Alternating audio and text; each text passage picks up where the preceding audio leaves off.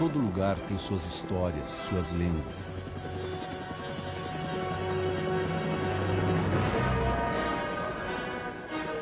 Às vezes é difícil saber onde começa uma e termina a outra. Outras vezes não tem a menor importância, porque tanto lendas como histórias fazem parte do corpo e alma de quem vive nessas terras.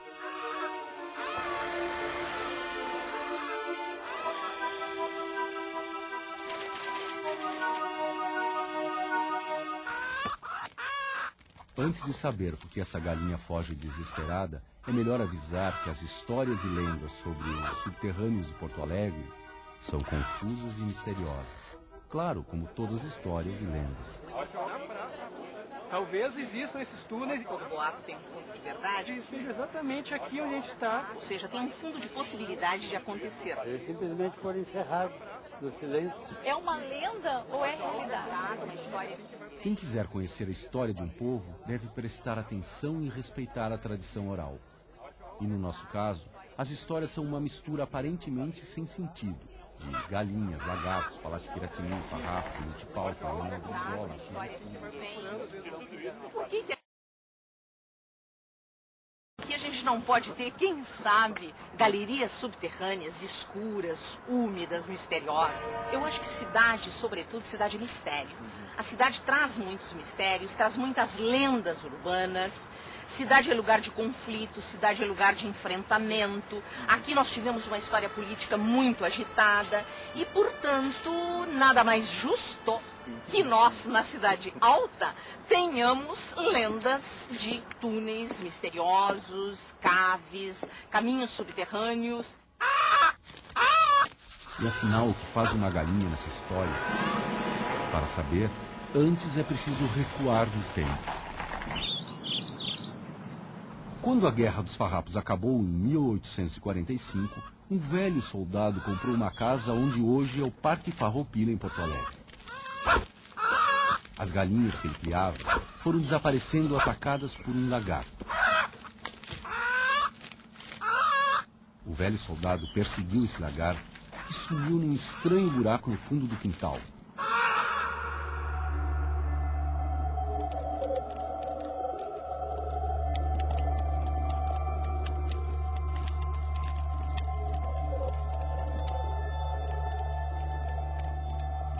Nesse buraco, o homem teve uma surpresa. Encontrou um mapa, uma carta e armas.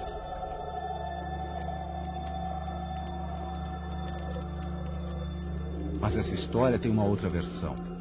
É que tudo isso teria acontecido numa estância e quem teria encontrado um mapa com as indicações do grande subterrâneo de Porto Alegre foram estudantes que passavam as férias nessa estância em Barra do Ribeiro. Abriram um alçapão, descobriram um alçapão e dentro deste alçapão tinha lá dentro um pequeno túnel, uma sala circular e entre as coisas encontradas, que datariam, portanto, da Revolução Farroupilha, estaria um mapa antigo que teria sido traçado, mais uma carta também, por Tito Livio Zambeccari, aquele conde italiano que participa, é um carbonário, que participa dos incidentes da Revolução Farroupilha. E ali seria tudo dito de que este mapa deveria chegar nas mãos de Bento Gonçalves, que mesmo esperava ansiosamente por ele, porque permitiria que ele, através do tal túnel Galeria Subterrânea, ele entrasse dentro do palácio. O mapa desapareceu e ninguém nunca mais ouviu falar dos misteriosos túneis.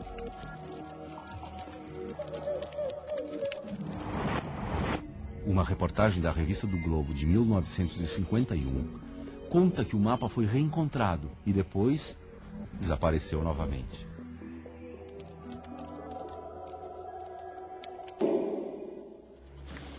Túneis misteriosos, caves, caminhos subterrâneos, diz a reportagem do Globo, que sairiam daqui, por exemplo, do Palácio do Governo e que iriam para a Cidade Baixa ou que comunicariam desde a Praça do Portão, a antiga Praça do Portão, onde estaria a porta da cidade, e comunicariam tudo ao longo da crista da colina, ou seja, através da Duque de Caxias, para ir até a Ponta do Gasômetro.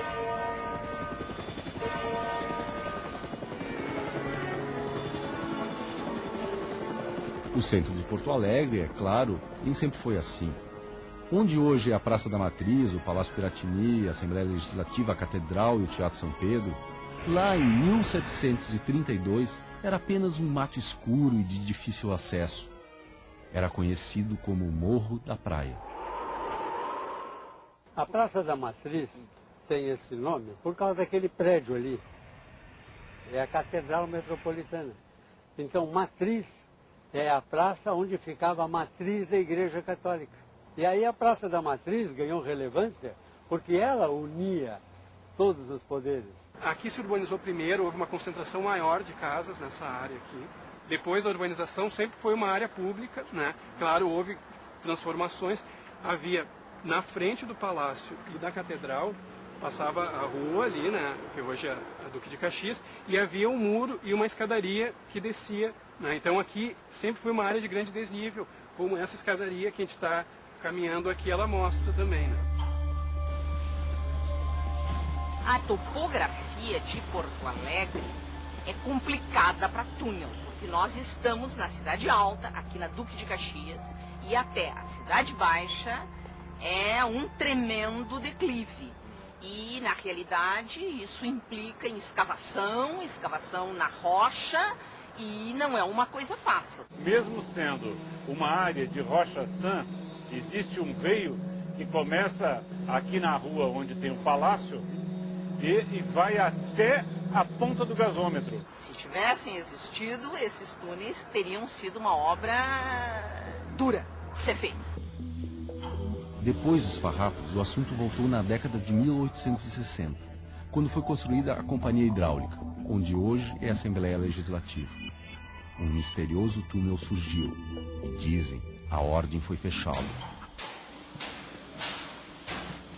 Anos mais tarde, em 1913, um seminarista afirmou que um túnel começava no antigo seminário, a atual Cúria Metropolitana, e ia até a Igreja da Matriz, embaixo do altar.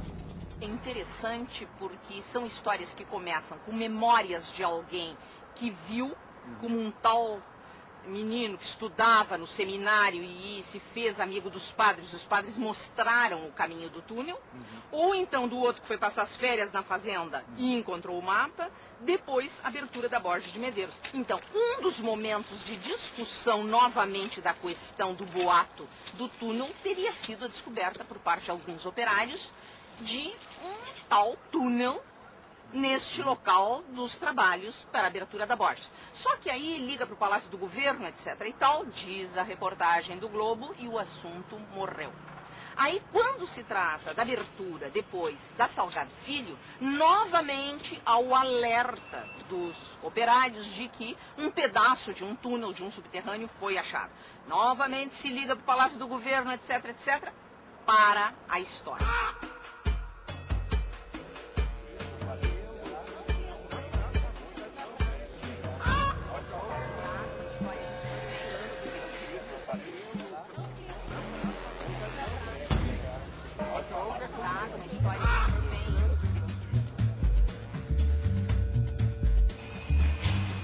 A construção do multipalco ao lado do Teatro São Pedro trouxe novidades nessa história de túneis e galerias subterrâneas no centro de Porto Alegre.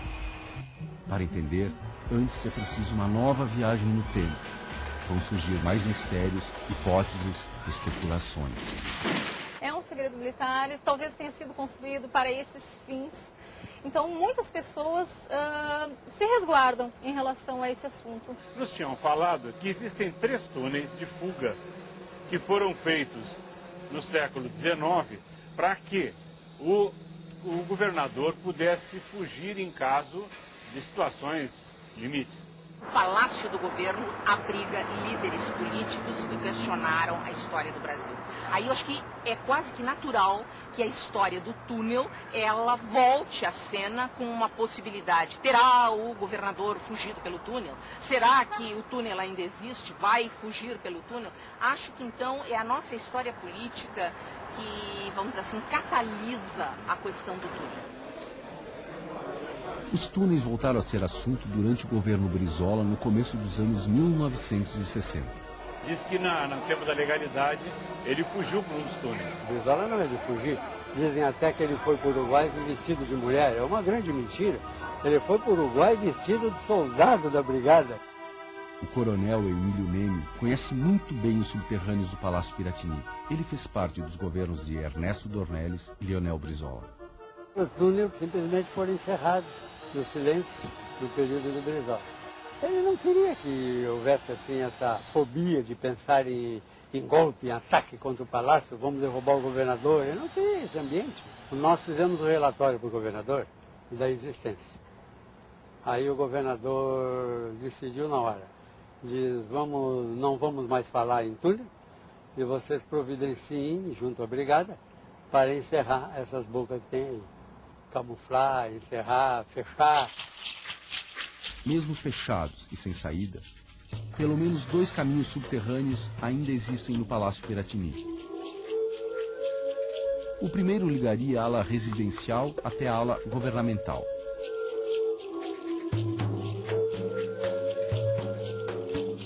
O outro túnel percorre toda a extensão do palácio e, dizem, poderia ter ligação com os outros prédios da Praça da Matriz. Não necessariamente ter sido construído com o intuito de ser um túnel. Pode muito bem ter sido através do método construtivo da época que precisava fazer ligações para fazer as fundações do prédio. E acabavam deixando aproveitando isso como túneis. A gente caminhou até onde foi possível, mas lá a gente encontrou uma escada, um alçapão, está bloqueado o acesso, não tem como passar. E parece que o túnel tem continuação, dá indícios que ele tem continuação. O acesso do túnel está no nível das fundações do palácio. Então, lá no final dele, provavelmente dá acesso ao primeiro subsolo, que é o nível imediatamente inferior ao da rua. E esse é o acesso que dá. E aqui nós estamos no nível do térreo, 2 níveis, portanto, acima do túnel. Mas para onde iria esse túnel? Uma nova especulação surge com as primeiras imagens do túnel do Arquivo Público, ao lado da construção do multipalco. Ele seria uma saída em direção ao rio Guaíba.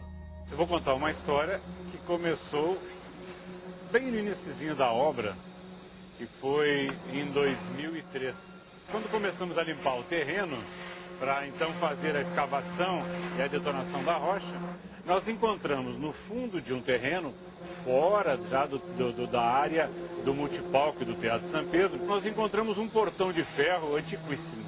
E nós ficamos curiosos, né? Imaginamos que esse seria um túnel de fuga, né? E abrimos e fizemos um passeio. Então nós vamos agora, nesse túnel, buscar algum local de chegada que nós não sabemos exatamente como é que foi resolvido durante o tempo. Se a história original é verdadeira, que esse túnel servia para fuga de autoridades saindo do Palácio do Governo, em algum momento, para esse lado, o túnel continuaria. Eu, como engenheiro, se tivesse que fazer um túnel naquela época, eu sairia do subsolo do nosso palácio e tentaria fazer uma linha o mais reta possível. Então, iria por onde está hoje a Assembleia e a gente vai olhar que sai exatamente naquele túnel que nós estávamos. Um dos pilares da Assembleia interrompeu esse túnel ao meio, entre Arquivo Público e Palácio Piratini. Acredito que isso tenha acontecido com os demais túneis que dão em outros locais da cidade, que foram construídos outros prédios que também interromperam essa passagem. E não se tem a prova real, não se consegue entrar e conhecer a verdadeira história. No fundo de uma gaveta, atrás de algum armário, pode estar escondido algum documento ou mapa que revele os segredos dos subterrâneos da cidade. Mas tudo pode não passar de uma lenda, uma especulação. O mistério vai continuar, porque quem poderia ajudar a decifrá-lo não deu muitas pistas. Oportunamente, eu vou lhe dar um depoimento a esse respeito, mas agora ainda não. Vai ter o seu momento. Oportunamente, eu vou lhe dar um depoimento a esse respeito. Mas agora, ainda não.